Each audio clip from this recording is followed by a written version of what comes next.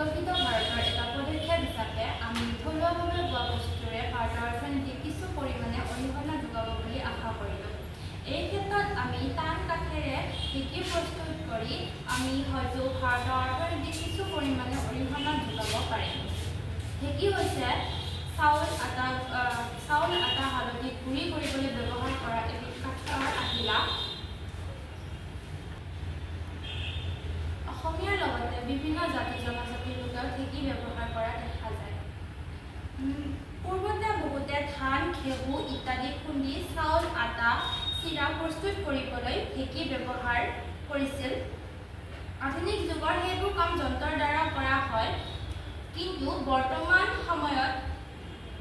সময়ত চাউল খুন্দি পিঠাগুড়ি তৈয়াৰ কৰা কাৰ্যত ঢেঁকী ব্যৱহাৰ কৰা দেখা যায়। ঢেঁকীত ধান খুন্দি চাউল উলিয়াব পাৰি আৰু এই চাউলৰ দ্বাৰাই গুড়ি তৈয়াৰ কৰি আমি বিভিন্ন খাদ্য আৰু পিঠা বনাব পাৰোঁ। ঢেঁকীয়ে আমাৰ কেনেদৰে আৰ্থিক দিশত সহায় কৰিব তাৰ বিষয়ে চাবলৈ গ'লে আমি দেখা পাওঁ যে ঢেঁকীৰে ধান খুন্দি চাউল উলিয়াব পাৰি। ইয়াত বিদ্যুৎ বা যান্ত্ৰিক খৰচ নাই। ই গাঁও অঞ্চলৰ অৰ্থনৈতিক সঞ্চয় কৰে। ঢেঁকী এক সম্পূৰ্ণ পৰিৱেশ বান্ধৱ যন্ত্ৰ। ইয়াত বিদ্যুৎ বা তেলৰ খৰচ নাই। ঢেঁকীৰ ব্যৱহাৰ পুনৰুজ্জীৱিত কৰিলে স্থানীয় শিল্প, হস্তশিল্প, পৰম্পৰাগত খাদ্য প্ৰস্তুতকৰণৰ উদ্যোগ বঢ়াব পাৰে। ঢেঁকীৰে ধান, দাইল, হালধি আদিৰ পৰম্পৰাগত প্ৰস্তুতি কৰি স্থানীয় মানুহে নিজে উদ্যোগ আৰম্ভ কৰিব পাৰে। ইয়াৰ ফলত গ্ৰামীণ অৰ্থনীতি শক্তিশালী হয়। ঢেঁকীৰ কামত বিদ্যুৎ বা তেলৰ খৰচ নাই। ইয়াৰ ফলত দুখীয়া মানুহে এই উদ্যোগ আৰম্ভ কৰি লাভান্বিত হ'ব পাৰে। ঢেঁকীত প্ৰস্তুত কৰা বস্তু মানুহৰ স্বাস্থ্যৰ কাৰণে উপযোগী। দুখীয়া মানুহে এনেধৰণৰ উদ্যোগ কম খৰচতে গঢ়ি তুলি লাভান্বিত হ'ব পাৰে। ঢেঁকী পুনৰুজ্জীৱিত কৰিলে গাঁৱৰ মহিলাসকলে কাম পায়। ইয়াৰ দ্বাৰা আৰ্থিক স্বাৱলম্বিতা আহে। বনোৱা সামগ্ৰীসমূহ আমি অনলাইন যোগে অৰ্গেনিক ৰূপে বাহিৰা দেশলৈ পঠিয়াই আমি দেশৰ উন্নতি সাধন কৰিব পাৰোঁ। আমি এটা মডেল হিচাপে কাঠেৰে এটা ঢেঁকী বনাইছোঁ। এই ঢেঁকীটো বিভিন্ন টান কাঠেৰে বনাব পাৰি।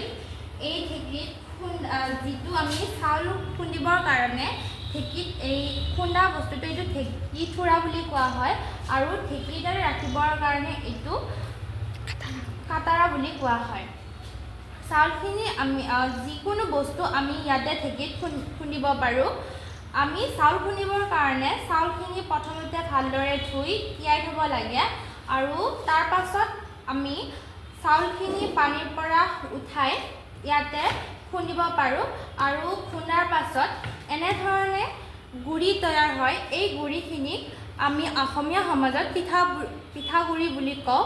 এই পিঠাগুড়িখিনিৰে আমি বিভিন্ন ধৰণৰ খাদ্য প্ৰস্তুত কৰিব পাৰোঁ আৰু অকলে এই কাম কৰিব লগা হ'লে অসমীয়া সমাজত এইডাল লুৰি বাৰী বুলি কোৱা হয়।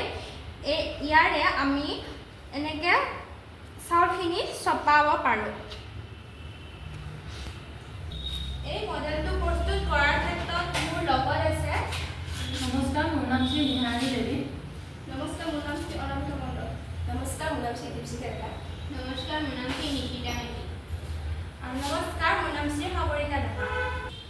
আমি আশা কৰোঁ যে আমি এই